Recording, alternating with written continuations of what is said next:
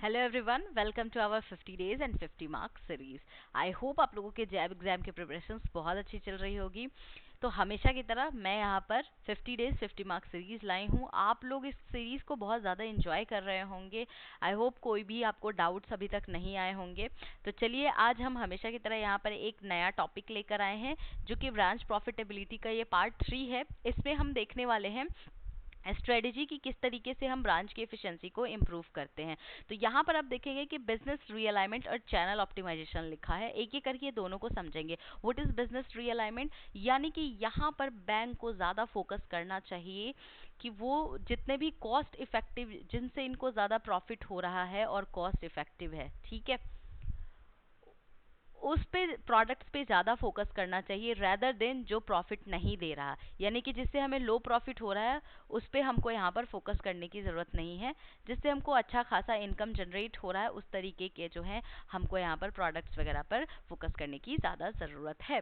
ये हेल्प करेगा हमारे ब्रांच की इफिशियंसी को बढ़ाने में। चैनल ऑप्टिमाइजेशन, तो हमें यहाँ पर ध्यान रखना है कि जो भी हम चैनल्स यहाँ पर डिफरेंट डिफरेंट चैनल्स हम अपने कस्टमर्स को बेसिकली देते हैं, जैसे एटीएम हो गया, मोबाइल बैंकिंग, इन सब की फैसिलिटी, तो उनको देखना है कि किस तरीके से जो है हम यहाँ पर ऑनलाइन फैसिलिटीज़ को और ज़्यादा इन्हेंस कर सकते हैं और हैजल फ्री बना सकते हैं अपने कस्टमर्स के लिए। तो यहाँ पर जो है इन सारी चीज़ों का जो है बैंक को ध्यान रखने की ज़्यादा ज़रूरत है। प्रोसेस कॉस्ट की बात करें तो आप यहाँ पर जो है कॉस्ट रिड्यूस करो। यानी कि आपको पता है डिजिटल एरा का ज़माना है और अभी आप देखेंगे कि ज़्यादातर जो कस्टमर है online products and services avail करना ज़्यादा पसंद करते हैं रैदर देन ब्रांच में आने से। तो आपको यहाँ पर कोशिश करनी है कि उनको ऑनलाइन जो प्रोडक्ट्स एंड सर्विसेज दे रहे हो, यानी कि अगर आप मोबाइल ऐप वगैरह की फैसिलिटीज़ दे रहे हो तो वहाँ पर उनको जो है ये सीमलेस और प्रोवाइड करो इस जर्नी को। यानी कि यहाँ से जो होता है ऑनलाइन अगर कोई भी चीज़ करते हैं ना आप, तो यहाँ पर एनालाइज करना कस्टमर्स के डेटा को,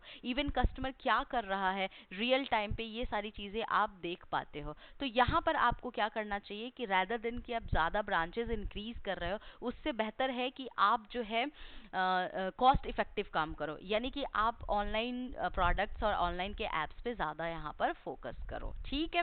इसके बाद स्टाफ की प्रोडक्टिविटी, कैसे स्टाफ की प्रोडक्टिविटी यहाँ पर इंक्रीज की जा सकती है? अगर आपने अपने सिस्टम को ऑटोमेट कर दिया, ठीक है, तो आप जो है यहाँ पर क्या कर पाओगे, स्टाफ की जो है ज़्यादा इफेक्टिवनेस जो है यहाँ पर देख सकते हो। यानी कि आप उनको जो है एक अलग प्रॉपर ट्रेनिंग दोगे, प्रॉपर उनको सुपरविज़न दोगे, ठीक है, उनको नए नए टेक्नोलॉजीज़ के बारे में यहाँ पर बताओगे कि किस तरीके से टेक्नोलॉजी वर्क करता है, सो डैट वो अप टू डेट हो सके और अदर प्रोडक्टिव काम में भी आपका जो है काफ़ी ज़्यादा हाथ बटा सके। तो इसलिए यहाँ पर जो है अगर आप यहाँ पर प्रॉपर ट्रेनिंग अपने स्टाफ को देते हो, सिस्टम को ऑटोमेट कर देते हो, जहाँ पर ज़्यादा जैसे टाइम टेकिंग है, जैसे कैशियर को देखते होगे तो वहाँ पर काफ़ी लंबी लाइन लग जाती है कैश वगैरह के लिए, तो यहाँ पर आप देखेंगे कि इसको आप ऑटोमेट कर सकते हो, ठीक है। मैनुअली ये ज़्यादा टाइम टेकिंग होता है, तो अगर आप इसको ऑटोमेट कर दोगे तो जो हमारा स्टाफ होता है ना उसके पास काफ़ी ज़्यादा टाइम भी होते हैं, तो यहाँ पर वो अदर स्किल्स को सीखने में, अदर स्किल्स को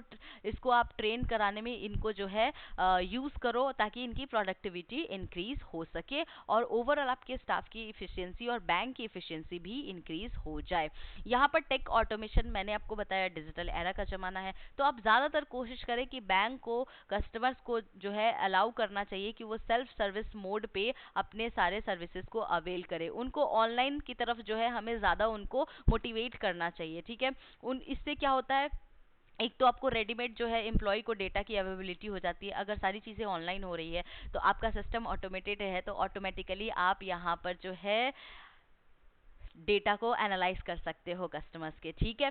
यहाँ से क्या होगा, आपके बैंक की एफिशिएंसी ऑटोमेटिक बढ़ जाती है। सारी चीज़ें ऑटोमेट है, तो जो चीज़ आप मैनुअली करते थे, डेटा आप मैनुअली फिल करते थे, काफ़ी लंबा टाइम लगता था, इट्स वेरी टाइम टेकिंग, तो अब क्या हुआ, जब उसको ऑटोमेट कर दोगे, ऑनलाइन हो जाएगी चीज़ें, तो आपके लिए जो है बैंक के लिए काफ़ी ज़्यादा आसान हो जाएगा। प्रोडक्ट की bundling and relationship management, what is this? Product bundling का मतलब होता है कि आप एक साथ जो है मल्टीपल प्रोडक्ट्स को कंबाइन करके कस्टमर्स कस्टमर्स को दो एक कॉम्पिटिटिव प्राइस पे। जैसे अगर कोई कस्टमर यहाँ पर मान लो सेविंग अकाउंट लेने आया, तो उनको आप यहाँ पर इंश्योरेंस का भी प्रोवाइड कर दो, और इस दोनों को जो है एक साथ एक बंडल कर दो, और इसका जो है एक जो प्राइस रखो आप कॉम्पिटिटिव प्राइस रखो। इससे क्या होता है, आपके जो एडिशनल प्रोडक्ट्स होते हैं उसकी भी प्रमोशन हो जाती है, वो भी बिकता है, और साथ के साथ कस्टमर्स को यहाँ पर जो है सस्ते में बेनिफिट्स भी प्रोवाइड होते हैं। जैसे कोई होम लोन लेने आया आपसे, तो आप उसको होम इम्प्रूवमेंट इंश्योरेंस भी दे दो, है ना। तो इस तरीके के जो है जो मल्टीपल प्रोडक्ट्स को एक साथ, ताकि जो है आप जो है यहाँ पर कॉम्पिटिटिव प्राइस रखो, और यहाँ इससे क्या होता है काफ़ी ज़्यादा आपके चांसेस होते हैं कि आपका एक कस्टमर के साथ गुड रिलेशनशिप बन पाए। ठीक है, तो एक अच्छा रिलेशनशिप कस्टमर्स के साथ बनाने के लिए हमको इस तरीके के प्रोडक्ट्स को मार्केट में लॉन्च करना चाहिए। अब यहाँ पर आप देखेंगे 360 डिग्री कस्टमर व्यू क्या होता है ये, मतलब यहाँ से आपको एक कॉम्प्रिहेंसिव और हॉलिस्टिक जो है कस्टमर्स के डेटा के बारे में पता चल जाता है कि वो उसका प्रेफरेंसेस क्या है, क्या उनकी रिक्वायरमेंट है, क्या कस्टमर्स अवेल करना चाहता है। जैसे मान लो अगर ऑनलाइन कस्टमर ने यहाँ पर सेविंग अकाउंट के बारे में थोड़ी सी जानकारी ली, आपको तुरंत रियल टाइम में पता चल जाता है अगर आपका सिस्टम ऑटोमेट होता है। फिर आप उनके प्रेफरेंस के अकॉर्डिंग आप उनको यहाँ पर क्या करते हो, प्रोडक्ट्स एंड सर्विसेज प्रोवाइड करते हो।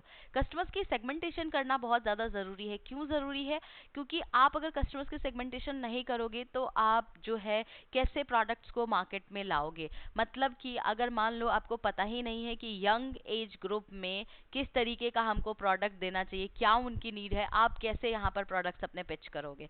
तो बहुत ज़्यादा इंपॉर्टेंट होता है कि आपको एक जो है कस्टमर की सेगमेंट कर लेनी चाहिए, यानी या तो एज ग्रुप के हिसाब से कर लो आप, या लो इनकम के हिसाब से कर लो, इनकम्स वगैरह के हिसाब से जो होती है।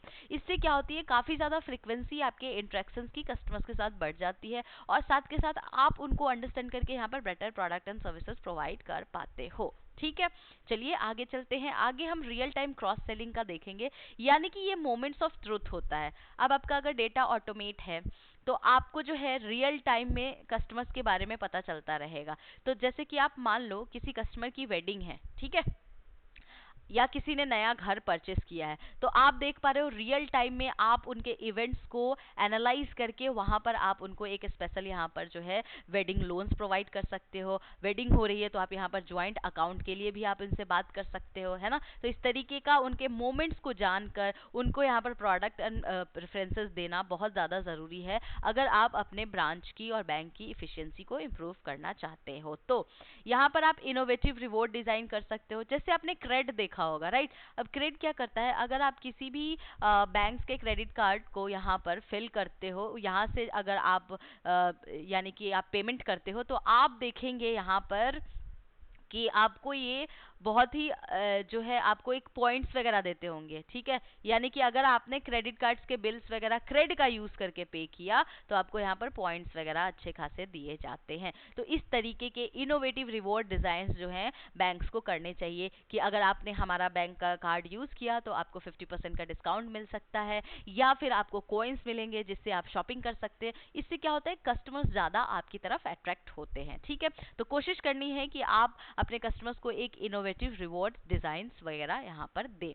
इसके अलावा ऑटोमेटिंग कस्टमर केयर, यानी कि देखिए ब्रांच आना आज के डेट में डिजिटल एरा में कस्टमर्स के लिए बहुत ही एक हेक्टिक शेड्यूल होता है, और टाइम टेकिंग भी ये होता है। लेकिन अगर आप यही चीज़ डिजिटल कर दो तो, यानी कि 24/7 अगर आप यहाँ पर कस्टमर्स को सर्विस प्रोवाइड कर रहे हो, तो जैसे कि ऑनलाइन आपने चैटबॉट डाल दिया, अब कोई भी उनको नॉर्मल प्रॉब्लम हो रही है banking day to day banking से, तो वो इजीली यहाँ से रिजॉल्व करा सकते हैं एनी टाइम एनीवेयर। तो इस तरीके की फैसिलिटीज़ आपको कस्टमर्स को प्रोवाइड करनी चाहिए ताकि आपके ब्रांच की एफिशिएंसी बढ़ सके। बिग डेटा का हेल्प करके आप जो है, बिग डेटा एक डिस्ट्रप्टिव टेक्नोलॉजी है जो काफ़ी ज़्यादा आपको हेल्प करती है, जो लार्ज नंबर ऑफ इन्फॉर्मेशन होते हैं ना, जो कॉम्प्लेक्स इन्फॉर्मेशन होते हैं उसको स्टोर करने में, जिसको आप नॉर्मल एनालिटिकल टूल्स के थ्रू एनालाइज नहीं कर पाते। ठीक है, तो उसको हम बिग डेटा में डालते हैं, बिग डेटा के थ्रू उसको एनालाइज करते हैं। इससे आप कस्टमर्स के पैटर्न ट्रेंड को अंडरस्टैंड कर पाते हो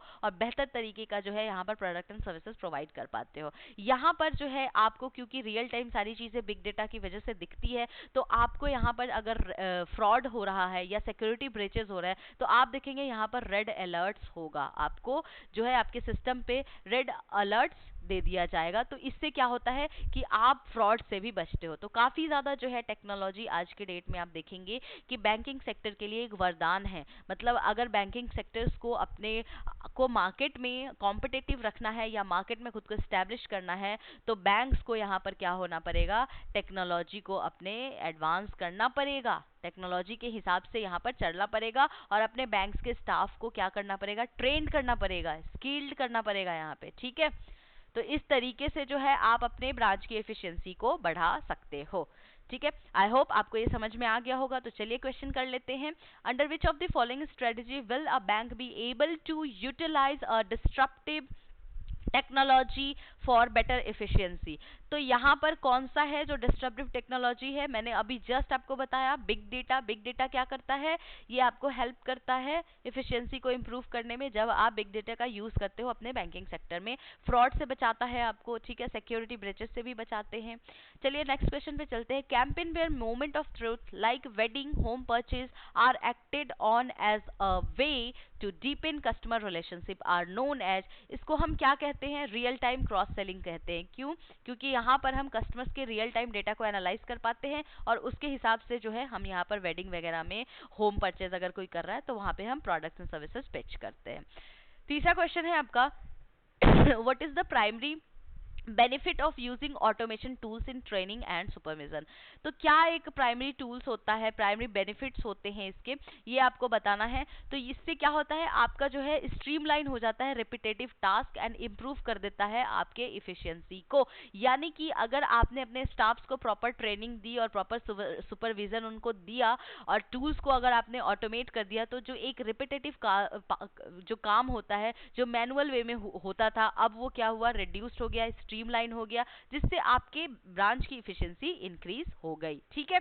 चलिए एक नेक्स्ट क्वेश्चन है जो आपके लिए होमवर्क है एज यूजुअल। आप देख सकते हैं इससे एग्जाम्स में क्वेश्चंस आ रखे हैं, प्रीवियस ईयर पेपर्स देखेंगे इसमें क्वेश्चंस आए हुए हैं। तो मेरा क्वेश्चन है what is meant by a holistic picture of a customer in banking.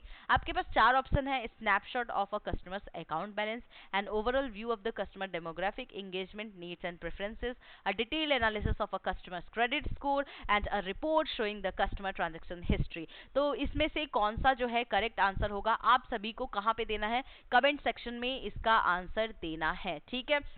आप लोग जिन लोगों ने भी हमारे YouTube चैनल को सब्सक्राइब नहीं किया है, YouTube चैनल को प्लीज सब्सक्राइब कर ले। दूसरा, अगर आप लोगों को लगता है कि आपको पेड कोर्स लेना चाहिए तो लिंक हमारा डिस्क्रिप्शन बॉक्स में है, जल्दी से जाएं और हमारे पेड कोर्स को अवेल करें। और इस क्वेश्चन का आंसर आप सभी से मुझे कमेंट सेक्शन में चाहिए, ठीक है। आप लोगों को कोई भी जो इंक्वायरी करनी है तो आप हमें कॉल कर सकते हैं, आप हमें मेल भी कर सकते हैं hello@edutab.co.in पे। इसी तरीके से एग्जाम की प्रिपरेशंस करते रहिए, मोटिवेटेड रहिए और मिलेंगे इसी तरीके से नए कॉन्सेप्ट और नए क्वेश्चंस के साथ, ठीक है। All the very best to all of you जो लोग भी यहाँ पर एग्जाम की जैब एग्जाम अक्टूबर 2024 को टारगेट कर रहे हैं।